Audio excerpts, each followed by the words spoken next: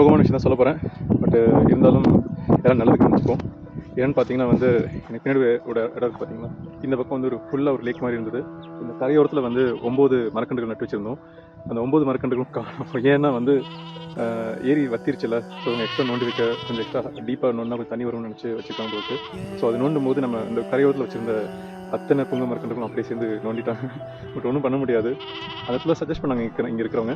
But இருந்தாலும் வேறு ஒரு ரீசனுக்காக அது எடுத்ததுனால இதெல்லாம் போயிடுச்சு. பட் அதோட விட போகிறதில்ல. இப்போ நான் என்ன பண்ணிட்டேன்னு பார்த்தீங்கன்னா வந்து இன்னும் தள்ளி ரொம்ப எச்சில் போயிட்டு இன்றைக்கி 390 மரக்கன்று ஆரம்பிச்சிச்சு. ஸோ இதே வரிசையில் இன்னும் நிறைய வைக்க போகிறேன். அதை வெயிட் பண்ணி பார்ப்போம். ஏன்னு பார்த்தீங்கன்னா இந்த தூரத்தில் பார்த்தீங்கன்னா அங்கே தண்ணி இருக்கணும். ஸோ அங்கேருந்து எடுத்து ஊற்றலாம். கூடிய சீக்கிரம் மழை பெஞ்சிச்சுன்னா மார்ச் ஏப்ரலில் மழை பெய்ய இருக்கும். மறுபடியும் தனி ஃபீல் அடிச்சுன்னா மறுபடியும் இதுக்கெல்லாம் வந்து வளர்றதுக்கு சான்சஸ் இருக்குது.